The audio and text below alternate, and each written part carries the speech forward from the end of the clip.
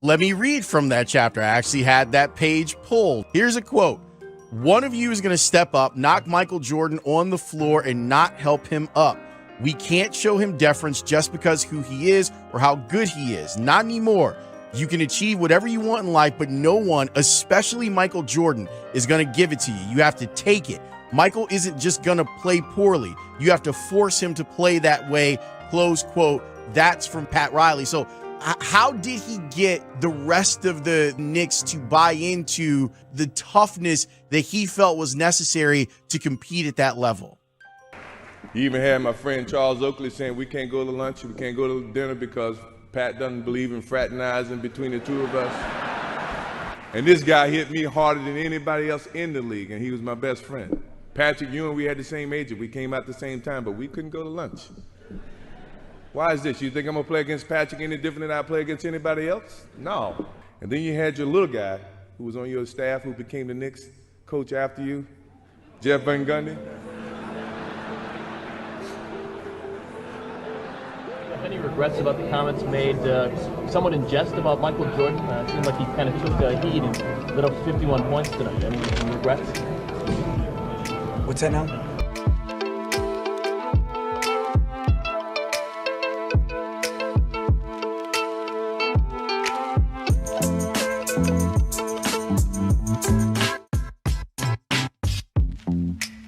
Do you regret saying some of the things throughout the course of the week about Michael Jordan? I didn't say anything this week about it.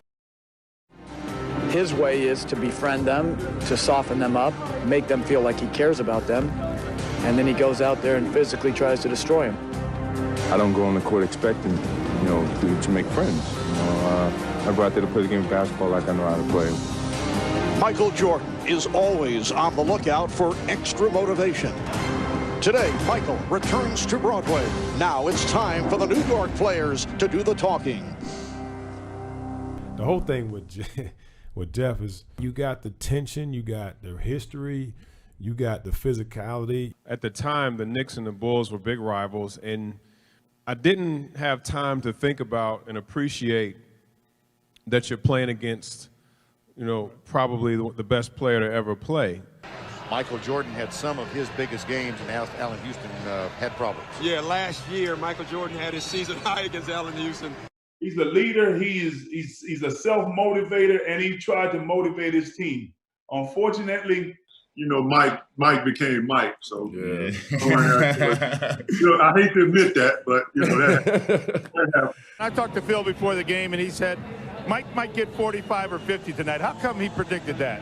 Michael upset that Van Gundy had said that Jordan uses friendships and stature to con some of his opponents. We talked about this earlier with Michael and asked, is this still ongoing in terms of the unhappiness about those statements? It's never forgotten. I think, when you hear certain things like that, you put them in your memory bank and you use them whenever you feel you have the need to. And, so I hadn't really forgotten it. It rubbed me the wrong way then, and if I hear it now, it still rubs me the wrong way because that was never my intent. I was good friends with Oak. I was good friends with Patrick. I get along with everybody, but at the same time, when the light comes on, I'm as competitive as anybody you know.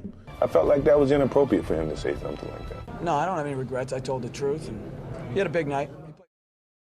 Van Gundy had said that Jordan uses friendships and stature to con some of his opponents. He cons them by inviting them to his movies. He cons them with the commercials. He pretends to enjoy guys and like them and befriend them. I don't think he gets it. I think for some reason he's so good and has done it for so long that there is this, and such a mystique about him that, and everybody wants to be like him, be as good as he is, make as much money as he is, be able to do all the off-the-court things that you watch him game in and game out. He saddles up next to guys, he smiles at him, pats him on the ass, and then, goes out there and kicks their ass, and they hug him after the game. Like that was some great thing that he got 45 on them. So I don't understand it. Ewing and Longley tip it off. Chicago, in losing to Houston on Sunday, shot less than 40%. Jordan gets his first of the night. That's 3 turnovers for New York in their last 5 possessions. Here's Jordan. Chance for the Chicago Bulls to get their first lead of the night now. Ewing knocks it right back into the hands of Mr. Jordan. Talk about bad breaks. Patrick Ewing deflects the ball. It goes back to that man wide open to the basket. 5 turnovers in the last. Jordan, now Larry Johnson with the switch. I tell you, he's feeling it. You can see his face. He expects to be back Sunday at home against Miami. Here's Jordan posting up again. Finds Jordan. Jordan for the Bulls. Giles back on Jordan. Jordan has 34. Randy Brown, he got the start tonight. Here's Jordan. Nobody there to guard him. And they went to Patrick Ewing with Bill Winnington on them, double team Patrick Ewing, so they're good guys who can get threes. The problem is you got to throw it in the post rack. Yeah. Great play by Michael Jordan. Great play. Randy Brown kicks it out to Jordan for three. Here comes Jordan. Johnson picks him up defensively. Michael goes for 41. And he knew it was in right when it left his hand, and that's hurting the team, and that one was the big one. Jordan. Shooter's roll. A Jordan roll. Yeah, he has a lot of good rolls. Michael Jordan ends a 17-2 run. He's got 45, but it's a 4-point game. Now, it'll be interesting. I think Jeff Van Gundy may call that timeout because he said the last 6 minutes of the game, they don't want Michael Jordan taking shots. Michael Jordan made that shot. He called an immediate timeout. He wants him to get into a good play, obviously, but he also wants more help with Michael. From this point on, he wants somebody else other than Michael to beat the Knicks. Allen Houston guards him. Michael, 3 moves and a basket. And this time he glances at you. Yeah, he should. He should glance at all of us. We call that being put in a blender. Fourth quarter, 1:10 to go. Jordan in the post over Houston. Golly. And they said he wasn't going to get the shots. Jordan with 49. Jordan now has 51. And he goes, yes! And he looks at Van Gundy when he does it. And he is screaming at Jeff Van Gundy. And he's feeling it. He was not going to pass that ball. He had every intention of shooting it. Guys on the Bulls are running around. He never even looked. Phil Jackson told Dick Versace before the game in the locker room that Michael Jordan was upset with some comments Van Gundy had made because Jeff Van Gundy had said Jordan, with his friendships with other players around the league, lulls them into a false feeling of friendship and then strikes like a viper. Well, he's a snake right now, I'll tell you that. 18 of 30, including in the fourth quarter. You ready for this? 12 of 14. Not surprisingly, Michael would burn the Knicks all game long. 18 points in the first quarter for Michael. Mike with 27 in the first half. An NBA season high 51 points left Van Gundy and the Knicks speechless. Mr. Van Gundy has a Jordan headache right now. Did you take it personally when Van Gundy called you a con man? Yes. You had some words for him. What did you say, and were you aware of his comments? I wouldn't want to say what I said on TV. What did you say to him after that last basket?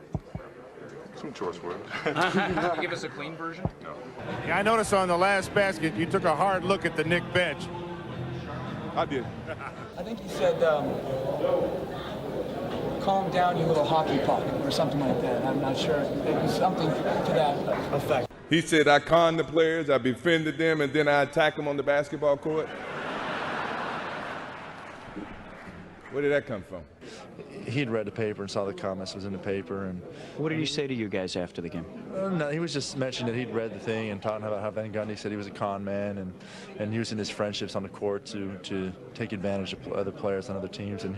But Michael likes that. He likes challenges. He likes guys to get on him because it forces him and drives him to be a better player. You know, I was aware of his comments, and you know, when I'm on the basketball court, I compete.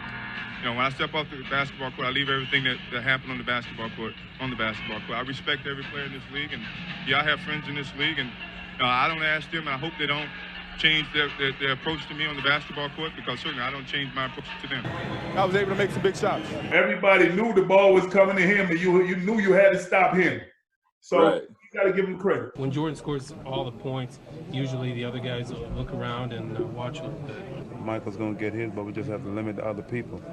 But we just didn't do a good enough job. There's nothing to say. He's one of the best players to ever play this game. He's the best player to play in my era, already know how great Michael was. So, Mike, you were thinking about what he said before the game started? I heard it, and it had some sense of extra motivation, but it didn't go too deep, because I'm a little bit bigger than that, and quite naturally, I didn't want his mind games to play with me. I was good friends with Oak. I was good friends with Patrick, but I'm not trying to con them to play a different style to play against me.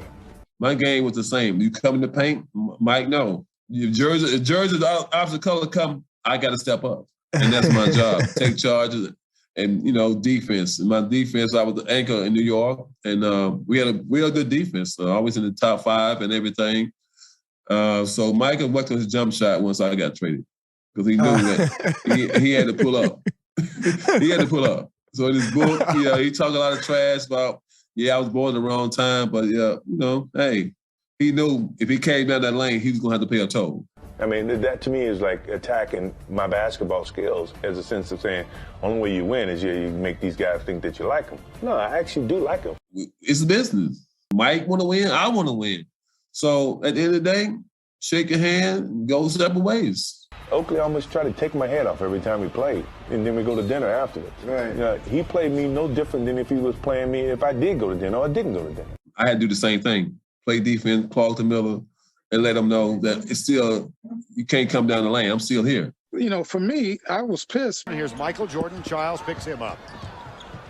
Because if he gets hot, there's nothing I can do. Look at this. Michael Jordan is just bigger. He's stronger. He can jump higher. And on the post, Chris Childs needs help. But the Bulls don't like giving help. So he's probably going to be down there by himself most of the night. Because he's 6'6", and he gets down to 13 feet, I can push him out to 15, 16, then I have the advantage. And so I said, Jeff, let me start on Mike. No, John has him. I'm like, okay. So Mike had 35 in the first half. That's why Chris Childs is on Michael Jordan. So Jeff's like, all right, Chris, you got him. I was like, bullshit. I do not. So he's like, yeah, I told you. So I went out there. I fouled him 5 straight times. I was like, you're not going to have 55 on me. And I went and sat down because once he gets going, there's nothing you can do. There was really nothing you could do.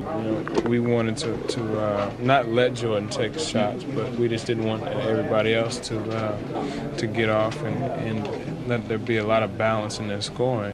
So Michael knew kind of what areas he wanted to go to.